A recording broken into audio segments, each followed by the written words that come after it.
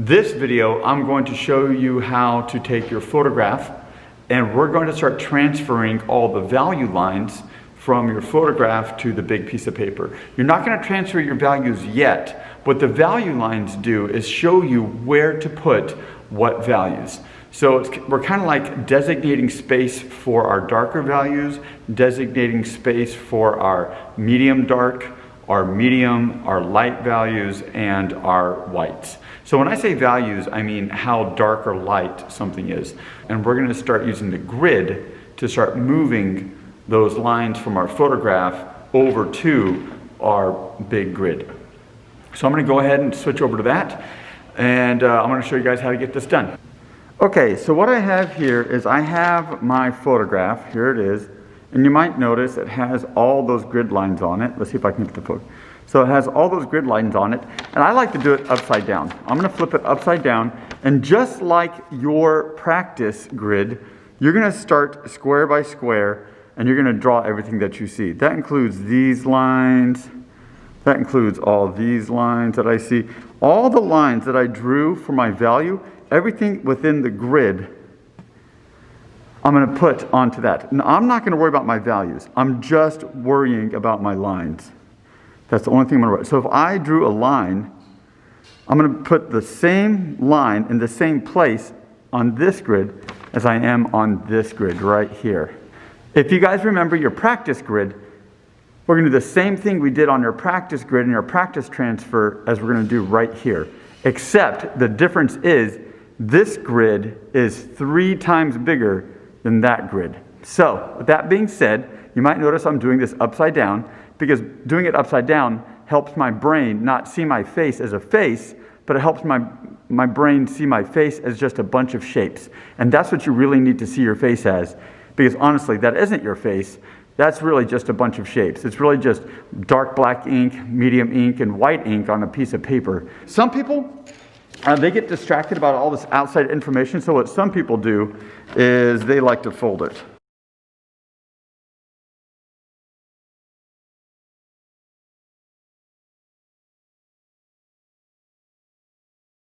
And I'm only dealing with everything inside that square. Let's go ahead and get this done. Oh, and by the way, you need to draw very, very, very lightly, because you're going to take all these lines and erase them later.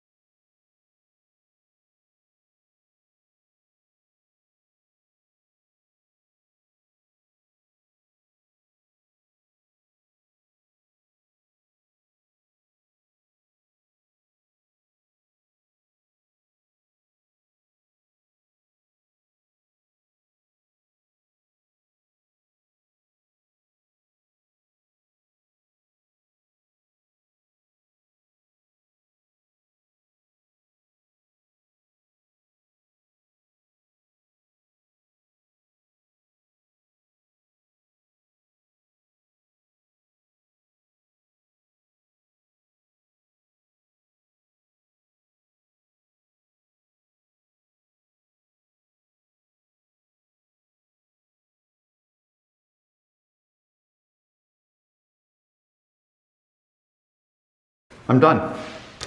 I did it. At this point in the game, I can now start taking my darks and start adding values in here and start adding the values. So this basically tells me where to put my blacks, where to put my mediums, where to put my lights. There's this whole area right here, all this is black. Like all this is black. That's black. This is all a medium gray. This is a darker gray. So these lines tell me where to put what value.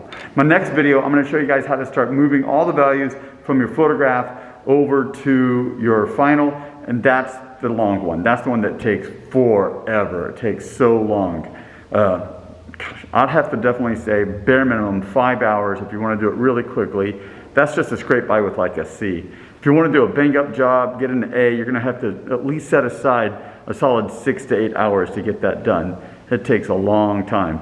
I strongly suggest that you do it in small bits over a period of a few days, and the goal is to have it done by the 20th. Alright, so my next video is going to knock out all that stuff, and I hope you enjoyed this video.